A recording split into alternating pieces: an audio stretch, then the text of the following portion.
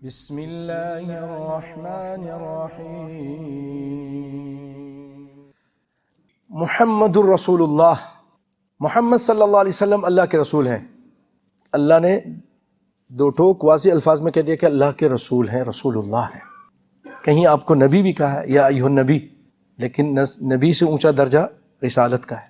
والذین معہ اشداء، اب ان کے صحابہ کا، ان کے ساتھیوں کا ذکر ہو رہا ہے، اور جو ان کے ساتھ ہیں۔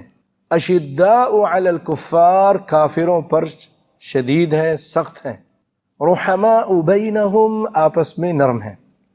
جو اچھے سچے مسلمان ہوتے ہیں آج بھی آپس میں بڑے نرم ہوتے ہیں، کافروں پر سخت ہوتے ہیں، اور یہ ہونا چاہیے۔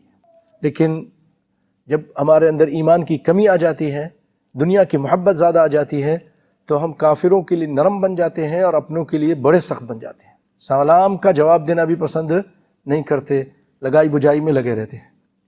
رحماء بینہم، آپس میں بڑے نرم ہیں۔ اس قدر نرم تھے کہ خود نہیں کھا کر کہتے تھے میرے بھائی کو کھلا دو، خود نہیں پی کر کہتے تھے کہ اس کو پانی پلا دو، حالانکہ وہ بھی زخمی ہے، آواز آ رہی ہے دوسری طرف سے پانی، تو اس نے کہا میں نہیں پیوں گا، میرے بھائی کو پلاؤ۔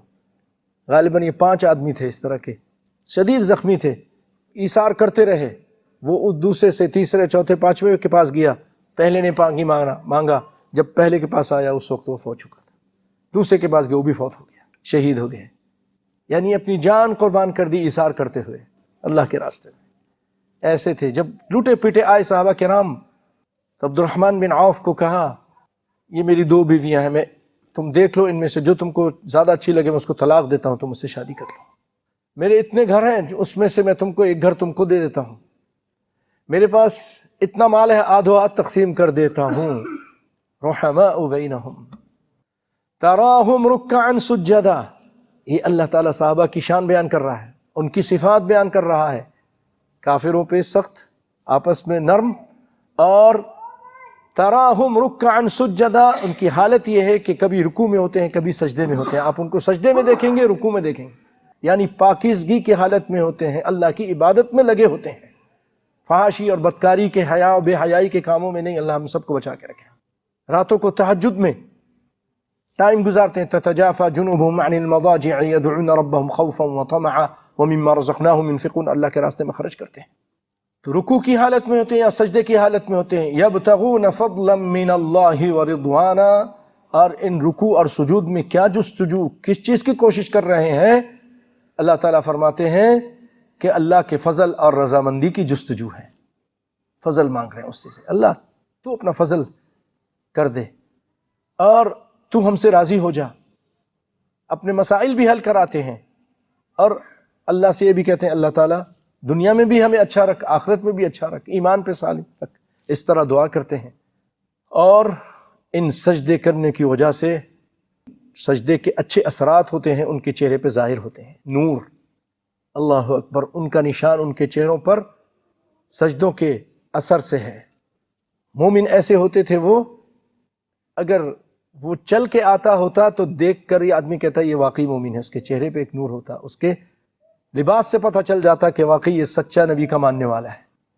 پوری داڑھی ہوتی، شلوار یا پیجامہ یا جبہ ٹخنے سے اوپر ہوتا، اور عبادت کی وجہ سے چہرہ پر نور ہوتا تھا، خوبصورت ہوتا تھا، جھوٹا چہرہ نہیں ہوتا تھا، دغا باز اور فریبی اور مکار لوگوں کے جیسا چہرہ ان کا نہیں ہوتا تھا۔ دور سے انسان پہچان جاتا تھا کہ یہ مومن ہے۔ لیکن آج افسوس کی بات ہے کہ ایک کافر آ رہا ہے، ایک مومن آ رہا ہے، پتہ ہی نہیں چلتا کہ یہ مومن ہے کہ کافر ہے۔ ڈر لگتا ہے سلام کرتے ہوئے بھی کہ یہ جناب کوئی راجو نہ ہو، عیسائی اور یہودی نہ ہو۔ فرق ہی نہیں ہے، کیا ہو گیا ہم لوگوں کو؟ زندگی کا کچھ نہیں پتہ ہے، کب یہ چراغ گل ہو جائے نہیں پتہ ہے۔ اللہ کے پاس کیا منہ لے کے جائیں گے؟ قبر میں جو فرشتے آئیں گے ان کو کیا منہ دکھائیں گے؟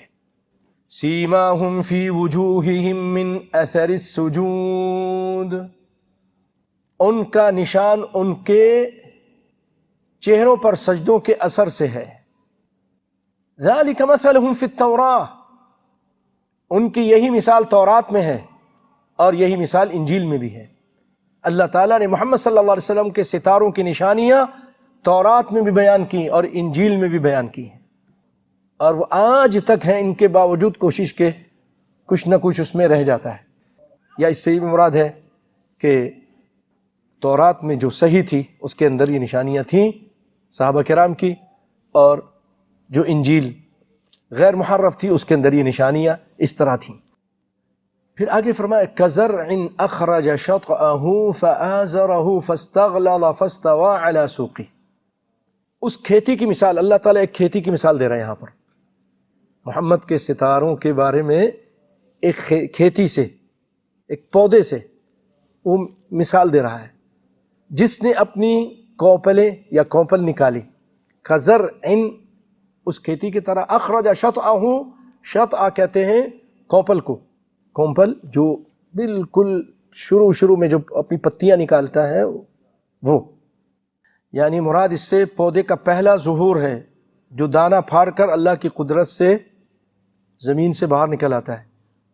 نہ بہت زیادہ یہ ہرا ہوتا ہے نہ بالکل سفید ہوتا ہے، اس کے درمیانی بہت پیارا کلر اور رنگ ہوتا ہے. اس کو شطأ کہتے ہیں. فآزرہ، پھر اللہ تعالیٰ نے اس کو طاقت دی، اسے مضبوط کیا.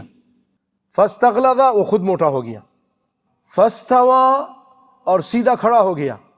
علی سوقہ، اپنے تنے پر سیدھا کھڑا ہو گیا. ایک پودے سے مثال دی، چھوٹا سا کمزور سا تھا، اللہ نے اس کو طاقت دی، پھر تناور ہو گیا. اب جب وہ اتنا بڑا ہو گیا تو کیا ہونے لگا؟ یعجب الزراع لیغیظ بہم الکفار، اور کسانوں کو خوش کرنے لگا. جب ایک کسان ہل چلاتا ہے، دانے ڈالتا ہے، پھر اس کے بعد اس میں سے پودا نکل کر جب اس طرح تناور ہو جاتا ہے، بڑا ہو جاتا ہے، تو اس کو خوشی ہوتی ہے. بھائی آم آ رہا ہے، کنو بھی آ رہے ہیں، پھل آ رہے ہیں، اب میں ہم کمائیں گے اس سے جو محنت کی تھی، تو اس کو خوشی ہوتی ہے نا. تو اللہ تعالیٰ مثال دے رہا ہے لیغیظ بہم الکفار، تاکہ ان کی وجہ سے کافروں کو چرائے، وہ غصے میں آ جائیں. کیا مطلب؟ نبی کے یہ صحابہ پہلے کمزور تھے، تھوڑے سے تھے، مار کھاتے تھے، گالیاں پڑتی تھیں. سیدنا یاسر کے خاندان کو تکلیف دی گئی، بلال کو تکلیف دی گئی رضی اللہ عنہم، اور بھی صحابہ کرام کو بڑی تکلیفیں دی گئیں. اتنے کمزور تھے. ابھی نکلے ہیں، وہ پودے کو جو نکلتا ہے اس کی کوپل کو آپ ہاتھ سے مسلو تو مسل جاتی. ایسے ہی ہوتا تھا نا. پھر تناور درخت بنا، پھر ان کے ساتھ جنگیں ہوئیں اور لوگ ہارتے گئے، ذلیل ہوتے گئے. اب کیا ہوا؟ جب یہ تناور درخت بن گیا، اس کسان کو تو خوشی ہو رہی ہے، یعنی نبی صلی اللہ علیہ وسلم خوشی ہو رہی ہے، اللہ کو بھی خوشی ہو رہی ہے، اور کافروں کو تکلیف ہو رہی ہے. ان کو بہت غصہ آ رہا ہے کہ ان کا دائرہ اختیار وسیع ہوتا جا رہا ہے، ہمارا دائرہ اختیار کم ہوتا جا رہا ہے، یہاں تک کہ مکہ سے مٹ ہی گیا. پورے جزیرۃ العرب سے اللہ تعالیٰ نے مٹا دیا، ذلیل و خوار کر کے ان کو نکال دیا، خیبر سے نکال دیے گئے. تو اللہ تعالیٰ اس صحابہ کرام کی اس طرح کی مثال دے رہا ہے. وعد اللہ الذین آمنوا، اب یہ کیونکہ مثال دی تھی کس کی؟ صحابہ کرام کی، تو اللہ تعالیٰ فرما اللہ نے وعدہ کیا ان لوگوں سے جو ایمان لائے. وعملوا الصالحات، اور اچھے عمل کیے. منہم، ان سے، ان ایمان والوں سے اور نیک عمل کرنے والوں سے اللہ تعالیٰ نے کس کا وعدہ کیا ہے؟ بخشش کا. انسان ہے نا، اگر ان سے کوئی بھول چوک ہو گئی، کوئی غلطی ہو گئی، کوئی باتیں ہو گئی، رنجشیں ہو گئیں، اس کو بہت ابھارتے ہیں بعض لوگ. ان کی عادت ہی بنی ہوئی کہ صحابہ کے ان اختلافات اور مشاجرات کو لوگوں کے سامنے ابھارتے ہیں. تو اللہ تعالیٰ نے وعدہ کیا ان کو معاف کر دے گا.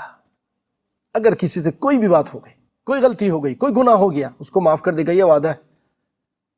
وَأَجْرًا عَظِيمًا، اور اللہ تعالیٰ نے بہت بڑے اجر کا ان سے وعدہ کیا ہے. اللہ تعالیٰ نے، بخاری کی روایت ہے، اہل بدر پر نظر دوڑائی، اطلع اللہ علی اہل بدر، اور کہا افعلوا ما شئتم فقد غفرت لکم. اس حالت میں تم نے، اے میرے نبی کے صحابیوں، اس حالت میں، کمزوری کی حالت میں تم نے دین اسلام کی اور محمد صلی اللہ علیہ وسلم کے مدد کی، ساتھ دی. اب تمہاری مرضی، جو مرضی آئے کرو، میں نے جنت تم کو لکھ کے دے دی ہے. بہت بڑی فضیلت ہے صحابہ کے لیے. اور 1400 صحابہ کے بارے میں کیا فرمایا؟ لقد رضی اللہ عن المؤمنین اذ یبایعونک تحت الشجرۃ فعلم ما فی قلوبہم. اللہ راضی ہو گیا، اپنی رضا کا سرٹیفکیٹ دے دیا.